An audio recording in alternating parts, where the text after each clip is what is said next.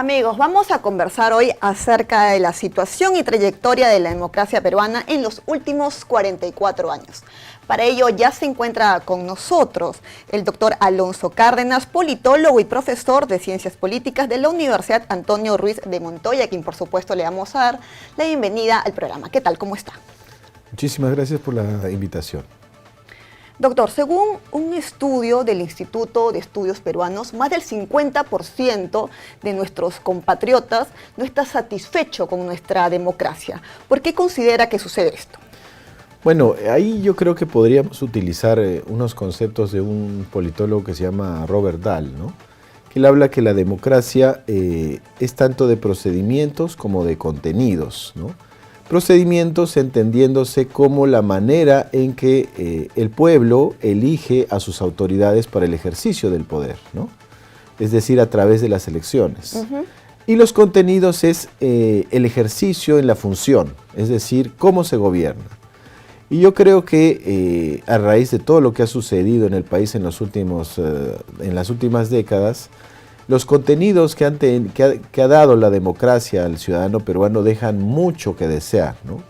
¿A qué me refiero con contenidos? Por ejemplo, a la materialización de derechos fundamentales. Dígase, por ejemplo, la salud, la educación, la vivienda, el transporte, el acceso al saneamiento, la seguridad ciudadana, el acceso a la justicia, el cuidado del medio ambiente, la protección de las poblaciones vulnerables, etc. Es decir, cómo el gobierno se organiza para, a través de políticas públicas, satisfacer niveles de bienestar, ¿no? Y ahí creo que la democracia peruana, y eso lo dejó muy claro el coronavirus, pues está en una situación muy precaria, ¿no?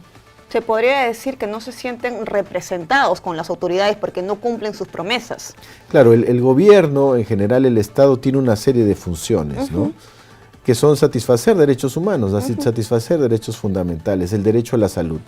Entonces, la manera en cómo se ha organizado el Estado y el gobierno que conduce al Estado para satisfacer ese derecho ha estado plagada de ineficiencia, de corrupción, de malos manejos, de escándalos que han limitado el derecho que todos los ciudadanos tienen a la salud, porque el Perú se ha comprometido en su Constitución y en diferentes tratados internacionales a respetar el derecho a la salud. Pero la manera en cómo se ha organizado el Estado a través del gobierno para que eso se vuelva realidad, es decir, que a mí me atiendan bien, que haya medicinas, que los médicos estén capacitados, etcétera, no se ha dado por corrupción, por burocratismo, por alta rotación de funcionarios, por ministros o viceministros o directores que no han estado capacitados para el cargo, etcétera, ¿no? Claro. Asimismo, usted señala que hay 4 factores que debilitan nuestra democracia. Uno es el personalismo, otros son presidencias interrumpidas, mandatarios interinos, la corrupción. En este caso, y lamentablemente, Perú presenta estos 4 factores, ¿no? Pero ¿cuál fue, por ejemplo, el momento donde sí se vio efectivamente representado estos factores que usted está señalando?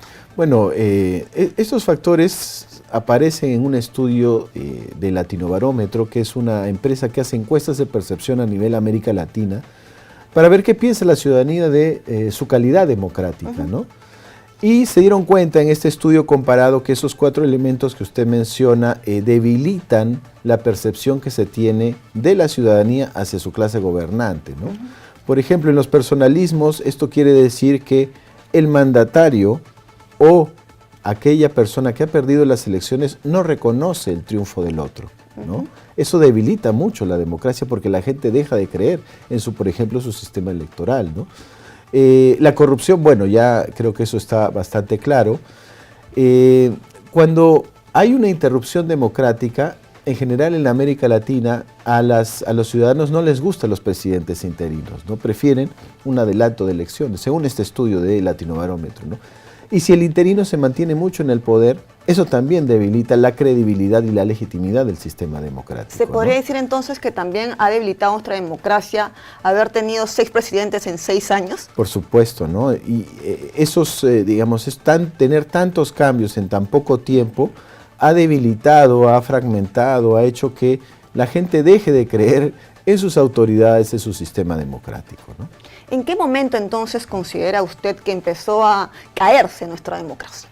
Bueno, hay varios... ¿Cuál fue el punto de quiebre? Hay varios puntos, ¿no?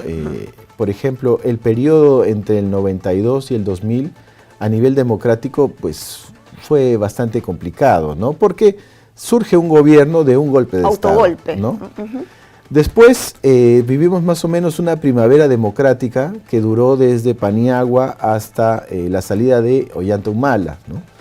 Con la llegada de Kuczynski, ahí empezamos a tener problemas porque la candidata perdedora, en ese caso la señora Fujimori, recordará usted, no quiso reconocer los resultados electorales, ¿no? Así es. Eso empezó a debilitar el sistema democrático. Por ello que es una investigación, incluso llegó hasta el Congreso, una comisión que se abrió por este tema. Y de ahí volvimos a tener lo mismo 5 años después con el triunfo de Pedro Castillo, ¿no? Que es muy importante señalarlo porque Pedro Castillo fue reconocido por las instituciones internacionales, los observadores, etcétera. Pero en este afán de socavar nuestro sistema democrático tampoco se quiso reconocer su victoria, ¿no? Y bueno, ahora estamos efectivamente en una presidencia que, como señala el estudio, no es muy reconocida por los electores y eso también ha debilitado el sistema democrático. Ya que mencionó el gobierno del señor Castillo, él en una oportunidad también intentó, como usted sabrá, cerrar el Congreso, sin embargo no fue apoyado por las Fuerzas Armadas. ¿Usted cree que si hubiera logrado cerrarse el Congreso, hubiera tenido el apoyo de los ciudadanos? Yo creo que hubiera tenido el apoyo de los ciudadanos porque cerrar el Congreso en el Perú es una práctica muy popular, desde el señor Fujimori hasta el señor Vizcarra, ¿no? Pero no hubiera sido, esa decisión no se hubiera enmarcado digamos, en la legalidad, en la ley, porque para cerrar el Congreso se necesitaba en esa época que se le niegue la confianza a 2 presidencias del Consejo de Ministros, y eso no se había dado, ¿no? Entonces, probablemente la decisión de cerrar el Congreso del presidente Pedro Castillo iba a tener respaldo popular, pero iba a estar alejada del marco legal. Entonces, tomando en cuenta esa aseveración que usted me está diciendo, doctor, ¿por qué considera que de repente los gobiernos autoritarios no son mucho más recordados que los gobiernos democráticos? Bueno, podemos verlo desde dos vertientes, ¿no? La tradición autoritaria del Perú, ¿no? Histórica, que está ahí presente, pero también porque existe la percepción de que un régimen autoritario va a resolver los problemas de una manera mucho más directa. Son más efectivos, por así decirlo. Como la democracia, pues tiene que tener procedimientos, tiene que respetar la ley, tiene que marcarse en un contexto constitucional, tanto a nivel nacional como a nivel internacional. Existe la percepción de que eso debilita la acción, por ejemplo, de la justicia o de la policía para enfrentar al crimen organizado, ¿no? Y se tiene el imaginario del señor Bukele, claro, ¿no? Exacto. No solamente pasa en nuestro país, sino también en la región, ¿no? Ampliamente, digamos, reconocido en su país, que ganó las elecciones irregulares, porque la Constitución de El Salvador decía que no se podía presentar, con 90% de los votos, ¿no? Entonces, como las instituciones democráticas, por la corrupción, por la ineficiencia, por el burocratismo, no están dando resultados, y esto se está estudiando mucho a nivel internacional, la población, la ciudadanía desesperada busca a un caudillo que diga, bueno, vamos a solucionar los problemas, ¿no? Entonces, ¿se podría decir, doctor, que se valora más la efectividad sobre los valores democráticos? Lo que pasa es que eso es en el corto plazo, ¿no? Pero la historia también demuestra que este tipo de caudillos generalmente, ¿no?, en muchísimos ejemplos a nivel internacional y también nacional, terminan agravando los problemas que encontraron en materia de derechos humanos o acceso a la justicia o también seguridad ciudadana, ¿no? Un caudillo en este sentido, por ejemplo, era el señor Hugo Chávez, ¿no? Hugo Chávez se reeligió varias veces, 90% de aprobación. Parece que la comunidad internacional no lo reconoce como presidente. Y llevó a Venezuela pues a una situación de debacle, ¿no? Y eso se ha repetido a nivel latinoamericano muchas veces, ¿no? Entonces, ¿en nuestro país usted considera que tenemos cultura política o democrática? Yo creo que la cultura política y democrática se está erosionando de una manera acelerada, ¿no? Hay un estudio muy interesante de una publicación británica que se llama The Economist, donde ellos miden la calidad de la democracia a nivel mundial, ¿no? democracias plenas, que generalmente son los países escandinavos, Dinamarca, ¿no? Suecia, que han materializado la salud, la educación, el transporte, la vivienda en políticas públicas, ¿no? Democracias defectuosas, que son democracias, pero que todavía tienen mucho que avanzar, ¿no? En las democracias defectuosas estaba el Perú.